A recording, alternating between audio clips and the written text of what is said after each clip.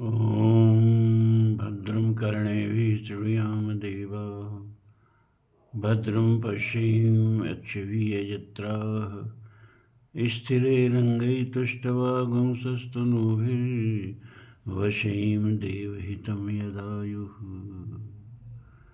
ॐ स्वस्ति नः इन्द्रो वृधस्रवाः स्वस्ति नः पूषा विश्ववेदाः स्वस्ति नस्तारक्षो अरिष्टिनेमिः स्वस्ति नः बृहस्पतिर्दधातु। ॐ विश्वानि देव सवितुर्दुर्तानि पराशुव यद्भद्रं तन्नयाशु।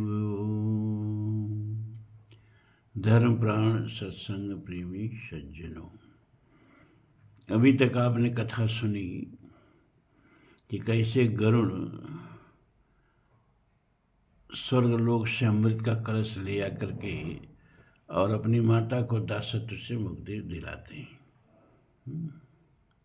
और आपने यह भी सुना कि कद्रुल ने जो आदेश दिया था सर्पों को कि जाके उचेश्रवा घोड़ा का पूंछ उससे लिपट के काली कर दो, तो जो सर्पों ने ऐसा करने में आनाकानी की उसको माता कद्रुल ने श्राप दे दिया कि तुम लोग जन्मेजय के नाग यज्ञ में जलकर भस्म हो जाओगे।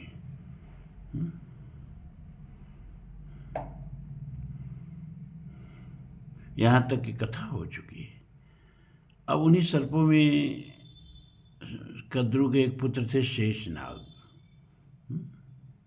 कद्रु और विंता ये दो कश्यप ऋषि की पत्नियां थी।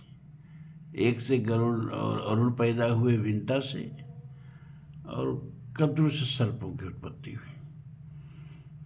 तो शेषनाग भी माता का श्राप सुन के बहुत चिंतित हुए और सर्पों से भी बहुत असंतुष्ट रहते थे, उनकी विषधर और उग्र प्रकृति से।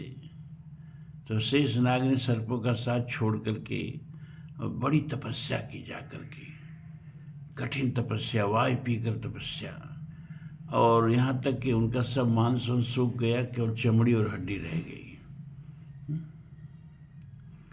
तब उनकी तपस्या से प्रसन्न होकर ब्रह्मा जी कहते हैं, भाई तुम इतनी कड़ी तपस्या क्यों कर रहे हो, क्या चाहिए तुम्हें?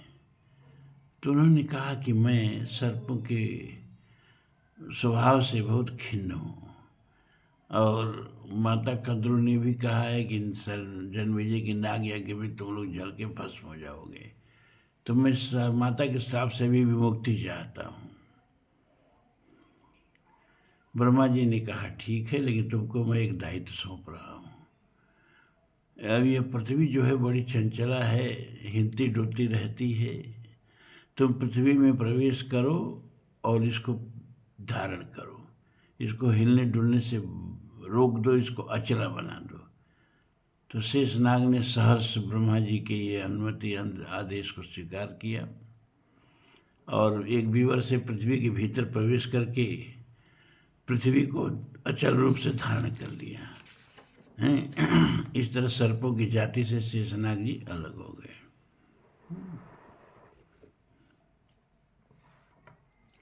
अब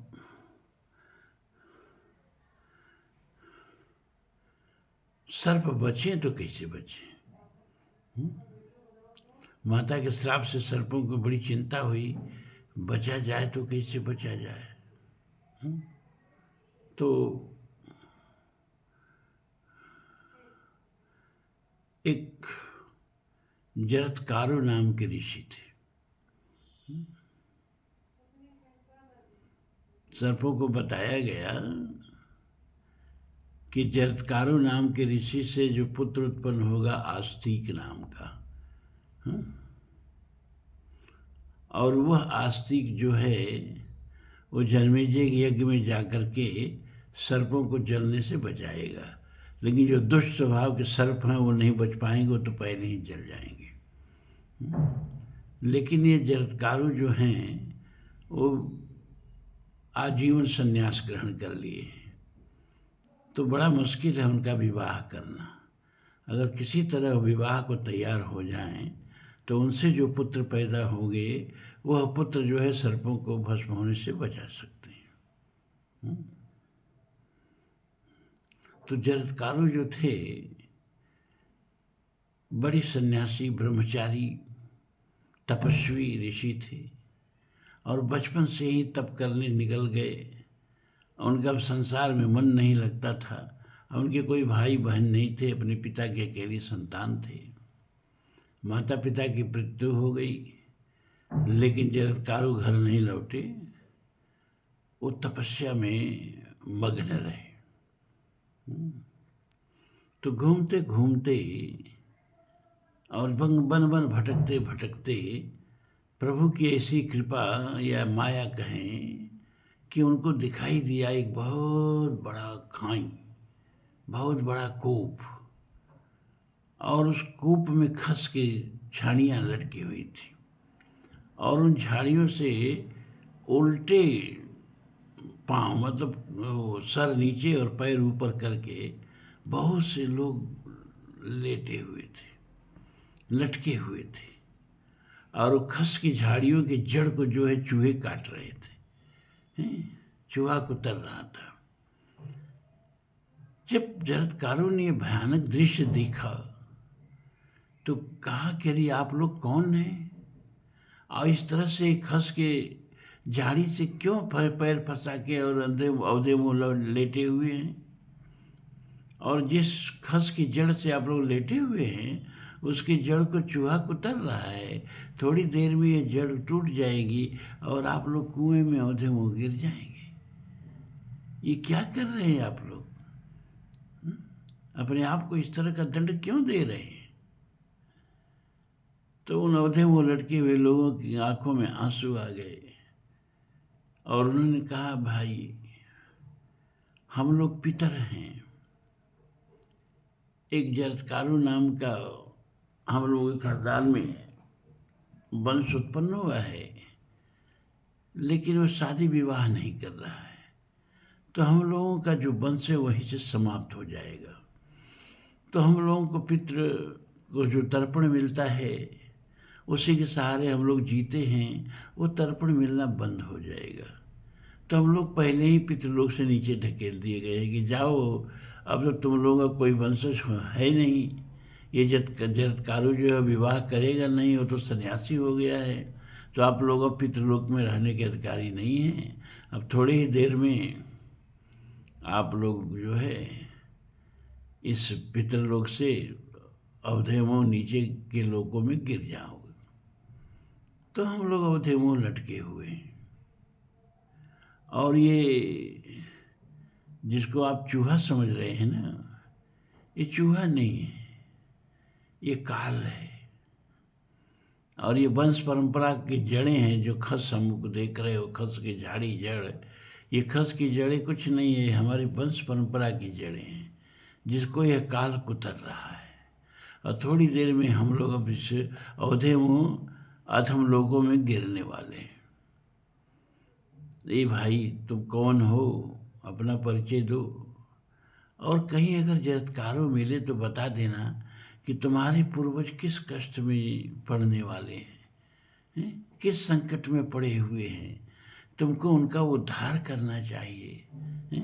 तुम केवल आत्म कल्याण देख रहे हो, और जिस वंश परंपरा में आए हो, जिन पितरों के सौजन्य से तुम आए हो, तुमने शरीर तुमको मिला है, उन पितरों की कल्याण की तुमको तनिक भी चिंता नहीं है। कहीं हो बेटा तुम लोग तुमसे मिले तो उसको समझाना कि विवाह कर ले, संतान उत्पत्ति कर ले, ताकि हम लोग फिर से पितृलोक में जगह पा सकें। इसके बाद वह चाहे संन्यास ले, चाहे जो मन में आए सो करे। तो जरत्कारु ने कहा कि हे पितृगण, मैं ही आप लोगों का वंशज जरत्कारु हूँ, और मैं इतनी बड़ी भूल कर रहा था कि बिना गृहस्थ धर्म निभाए, बिना संतानोपत्ति किए, बिना पितरों के तर्पण और पिंडदान की व्यवस्था किए संन्यास ग्रहण कर लिया, आजीवन ब्रह्मचर्य रहने का संकल्प कर लिया। ये भूल हमसे हुई है। लेकिन अब आप लोगों के कल्याणार्थ मैं विवाह करूंगा, लेकिन मेरी भी एक शर्त है कि मैं उसी कन्या से विवाह करूंगा जिसका नाम भी मेरे ही नाम पर हो, जरत्कारु। और वो कन्या मुझे भिक्षा में मिले। मैं कन्या की याचना नहीं करूंगा, वो कन्या मुझे भिक्षा में मिलनी चाहिए। और तीसरी शर्त ये है कि मैं उसका पालन पोषण नहीं करूंगा। इन 3 शर्तों पर अगर कोई कन्या राजी हो जाए तो मैं उससे विवाह करने को तैयार हूँ। यह कह करके अपने पितरों से वो प्रतिज्ञा करके जरत्कारु चले आए और वन वन घूम के ही कहने लगे, अरे भाई, कोई भिक्षा में मुझे कन्या दे सकता है, लेकिन एक शर्त है कि मैं उसका पालन पोषण नहीं करूँगा, और एक शर्त यह भी है कि उसका नाम भी जरत्कारु हो। संजोग से नागों में एक नाग थे, बासुकी नाग, जिनको नेति बना करके, रस्सी बना करके समुद्र मंथन किया गया था। उन बासुकी नाग की भी एक बहन थी और संयोग से उसका नाम भी जरत्कारु ही था। और अपनी कन्या का वो विवाह करना चाहते थे। किसी ज्योतिषी ने बताया कि तुम्हारी ये कन्या ही सर्पों का प्राणदाता होगी, सर्पों को बचाएगी। इस कन्या का विवाह एक ऋषि से होगा जिसका नाम जरत्कारु होगा, और उससे जो पुत्र उत्पन्न होगा आस्तिक, वह जन्मेजय के सर्प यज्ञ में, नाग यज्ञ में जाएगा और वहाँ उनका नाग यज्ञ रुकवा करके सर्पों का प्राण रक्षक होगा। तब से सर्पों को नियुक्त कर दिया था बासुकी नाग ने कि भाई देखना, अगर कहीं कोई जरत्कारु नाम का ऋषि सन्यासी मिले और वह विवाह के लिए तैयार हो तो हमें बताना। तो सर्पों ने देखा कि एक ऋषि जो हैं वो घूम घूम के ही कह रहे हैं कि अरे भाई, कोई भिक्षा में मुझे कन्या देगा, लेकिन इसी शर्त पर हमें कन्या चाहिए कि मैं उसका पालन पोषण नहीं करूँगा और उसका नाम भी जरत्कारु होना चाहिए। तो सर्प सब आकर के बासुकी से कहे कि ऐसा ही एक ऋषि हैं, उनका नाम जरत्कारु है और वो इस तरह का शर्त रख के कन्या चाहते हैं। तो बासुकी नाग पहुंच गए जरत्कारु के पास और हाथ जोड़ के प्रणाम करके निवेदन किए कि भगवान, मेरी एक कन्या है, आप उसे स्वीकार करें।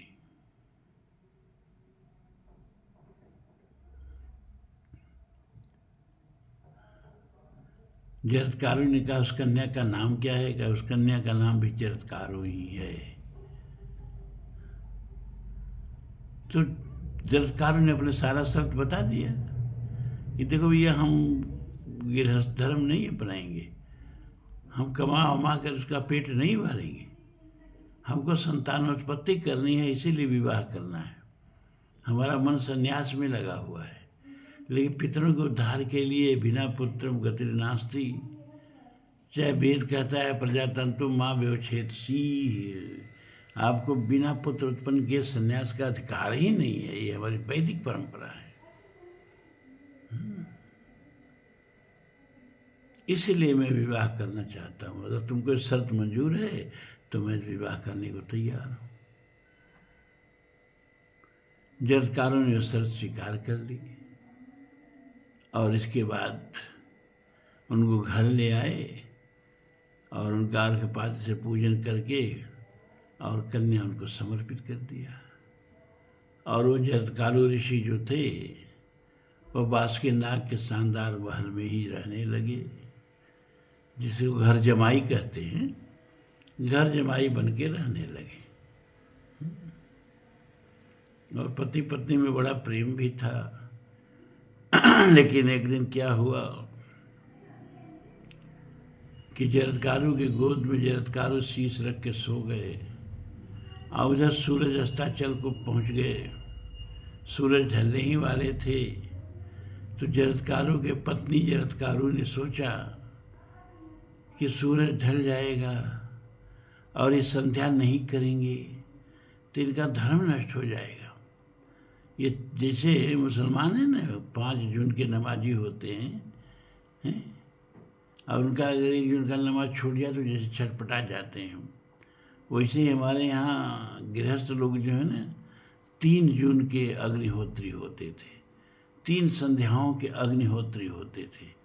और एक रात्र की जो संध्या थी, मध्य रात्र की निशीथ जिसको कहते हैं, वही संध्या वर्जित थी। नहीं तो दोपहर की संध्या, क्षमा करें, सुबह की संध्या, दोपहर की संध्या और शाम की संध्या, इन तीनों संध्याओं में हमें हमारे गृहस्थों को अग्निहोत्र करने के लिए, अग्नि में आहुति डालने के लिए अनिवार्य था। पहले लोग इसका निर्वाह करते थे। तो जरत्कारु सो रहे थे तो संध्या बीत रही थी, तो उनकी पत्नी ने सोचा कि हम करें तो क्या करें, हैं? अगर इनको जगाते हैं तो पति सेवा में भंग आ जाएगा, इनकी निद्रा भंग हो जाएगी, और नहीं जगाता हूँ तो इनका धर्म भंग हो जाएगा। तो उसने कहा कि पति सेवा भले ही भंग हो जाए और वो भले ही हम पर रुष्ट हो जाएं, लेकिन धर्म नष्ट नहीं होना चाहिए।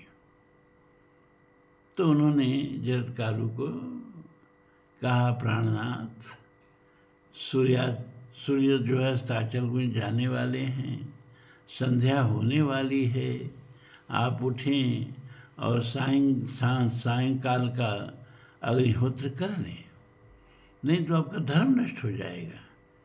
तो जरत्कारु उठ गए और उठ के बहुत क्रोधित हुए, कहे कि तुमको पता है जब तक मैं अग्निहोत्र नहीं करता सूरज ढलता ही नहीं, तुमने मुझे जगा दिया। वो क्रुद्ध होकर के, अब मैं तुम्हारे यहाँ रह नहीं सकता, अब मैं जा रहा हूँ। बहुत कुछ जरत्कारु ने पैर और पकड़ कर विनती किया, लेकिन जरत्कारु नहीं माने, पत्नी को छोड़ करके चल दिए। तो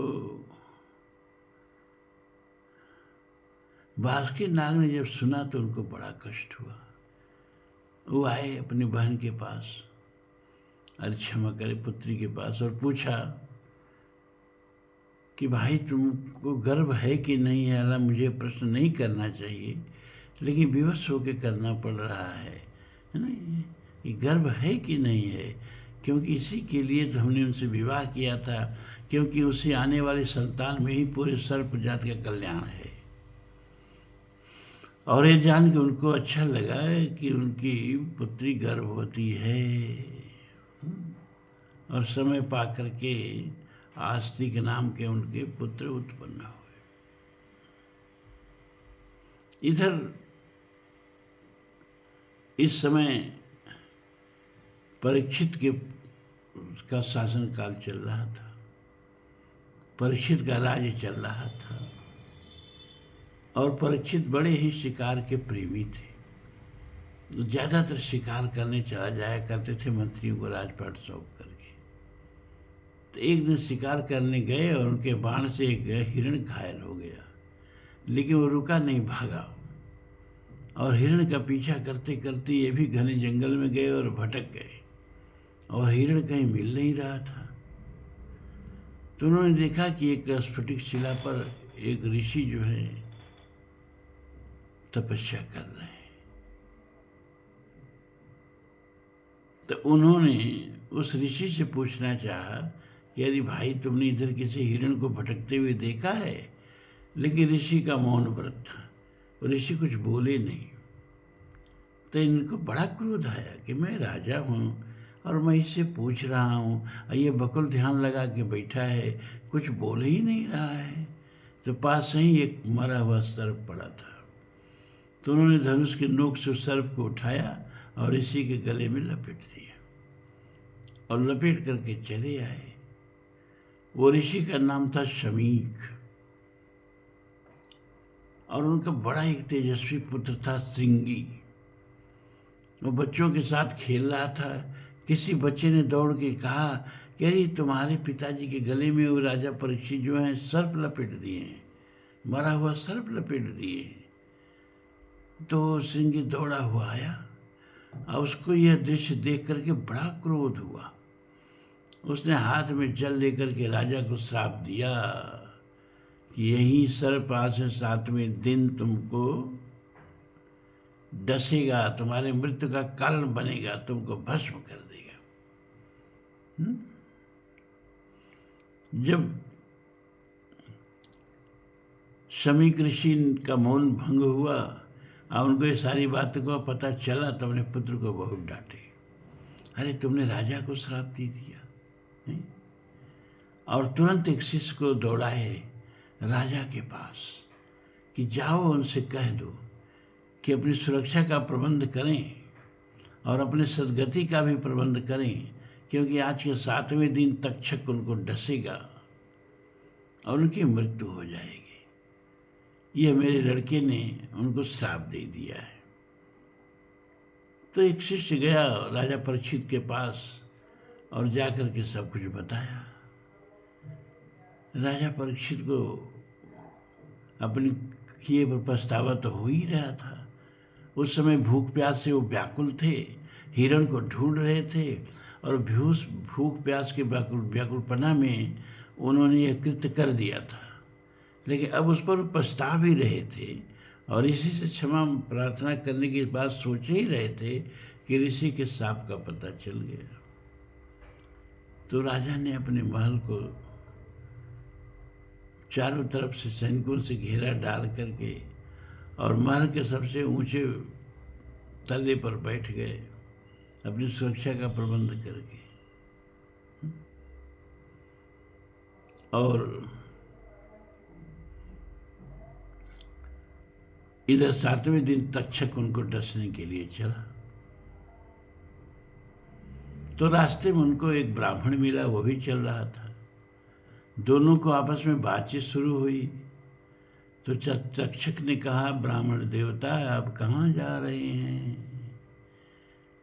ब्राह्मण देवता ने कहा, अरे भाई, राजा परीक्षित को एक ऋषि ने श्राप दे दिया है, आज ही उनको तक्षक डसेगा, तो मैं जा रहा हूँ। जब तक्षक डसेगा, राजा की मृत्यु हो जाएगी, तो हम राजा को जिंदा कर देंगे। तो तक्षक ने कहा कि अच्छा, आपकी दवा में इतनी शक्ति है कि तक्षक डसेगा और आप जिंदा कर देंगे? उसने कहा, हाँ ऐसा ही है। कहा, तो मैं ही तक्षक हूँ, और आइए परीक्षा हो जाए, देखें आप में कितनी शक्ति है, आपकी दवा में कितनी शक्ति है कि आप मेरे जहर को भी मार सकते हैं। तो वहाँ एक पीपल का हरा भरा वृक्ष था। तक्षक ने उसके जड़ में डस दिया और देखते देखते वो पूरा वृक्ष जो था सूख गया। तो कश्यप ब्राह्मण ने तुरंत एक शिला पर अपनी एक बूटी को घिसा और जहाँ तक्षक डसा था वहाँ लगा दिया। और फिर देखते देखते वो पूरा वृक्ष हरा भरा हो गया। तब तो तक्षक ने कहा, ये तो बचा लेगा राजा को, ऋषि का शाप भी झूठा हो जाएगा और मेरा अपमान भी होगा कि मेरे डसे हुए को बचा लिया जाता है। उसने कहा कि अच्छा, आप क्यों जा रहे हो राजा को बचाने? कहा, ऐसा करूँगा तो मुझे बहुत सारा धन मिलेगा। तक्षक ने कहा, अरे भाई, कितना धन मिलेगा? आपको जितना धन मिलेगा उससे ज़्यादा मैं धन दे रहा हूँ, कृपया आप लौट जाइए।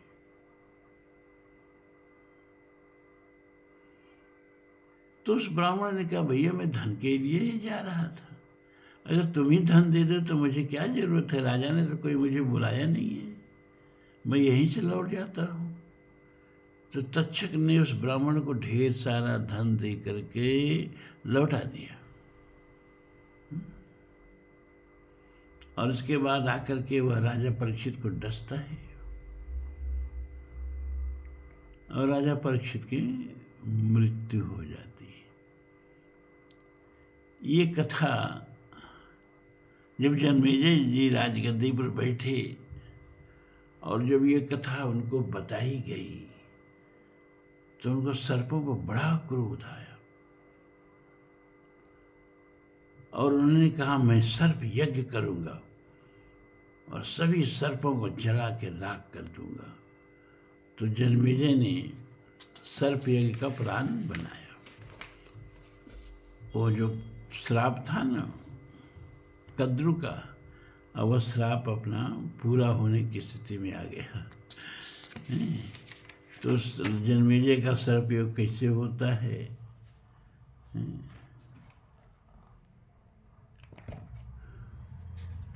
ये सारी बातें आपको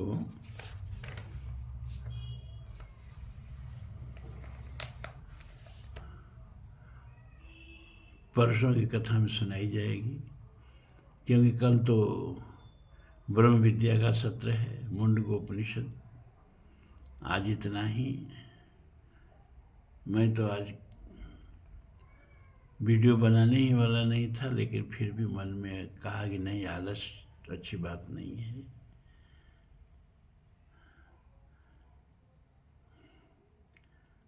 ओम पूर्णमदः पूर्णमिदं पूर्णात् पूर्णमुदच्यते पूर्णस्य पूर्णमादाय पूर्णमेवावशिष्यते। सर्वे भवन्तु सुखिनः, सर्वे सन्तु निरामयाः, सर्वे भद्राणि पश्यन्तु मा कश्चित् दुःखभाग् भवेत्। असतो मा सद्गमय तमसो मा ज्योतिर्गमय मृत्योर्मा अमृतं गमय। ओम शांति शांति शांति। ओम।